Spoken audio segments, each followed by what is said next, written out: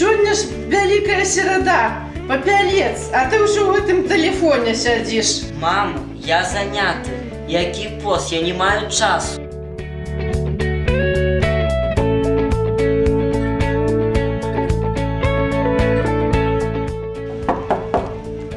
Мама, не мешай мне гулять в телефон. Ну ё-моё, ну хто собі гэта жарты робіць?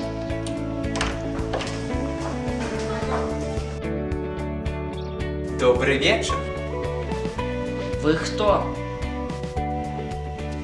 Я Вялікі пост. Вялікі пост? Ты здзіўлены? Или ты мяне іначай уяўляў? Можа, так?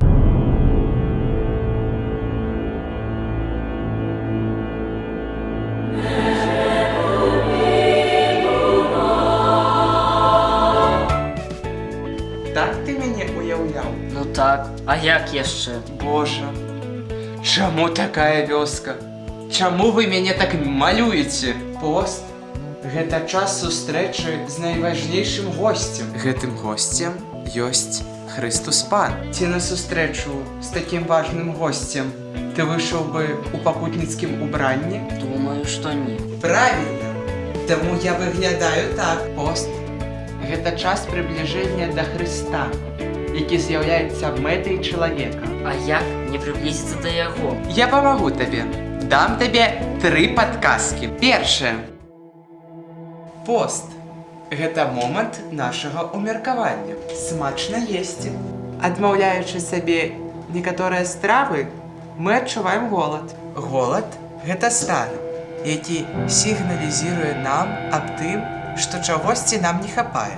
У постныя дні мы павінны адчуваць недахоп Божай ласкі, якой мы трацім праз грэх. Умеркаванне ў ядзе дапамагае нам утаймаваць нашу пыху і прывязнасць да гэтага свету. Ты ўсё зразумеў? Так. Можа, яшчэ хлеба? Другое. День Христа подайте, коли ласка, подайте.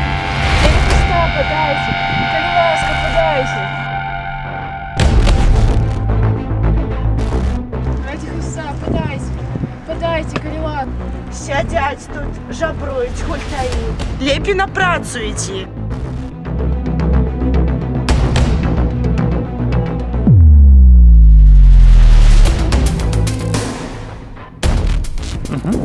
Милості. Дзеячыся з другімі, мы атрымоўваем свабоду і дарым любоў іншым. У цябе ёсць 5 рублёў, Але гэта на сігареты. а яна просіць на хлеб. Ну добра. Дякую тобі. Ганаруся табою. Другі етап ужо за табою. Трэцяе.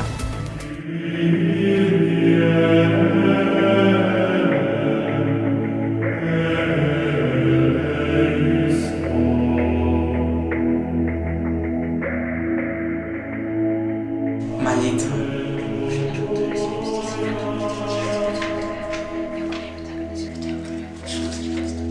В молитве не важно быть шматслоўным. Лепей сказаць Пану некалькі слоў, але з любоўю.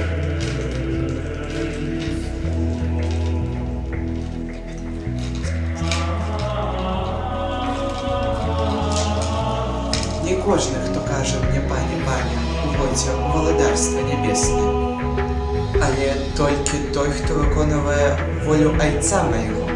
Для Езуса з'яўляецца вельмі важным малітва волі Божай. Будь воля твоя. Гэта верш з малітвы, якой нас навучыў сам Езус. Малітва аб распазнанні і пакаханні волі Бога з'яўляецца найпрыемнейшым водарам для яго. Я зразумеў. Будь воля твоя, Пане. Цяпер ты гатовы. Гатовы сустрэць пост. А ты гатовы? Бо я іду да цябе.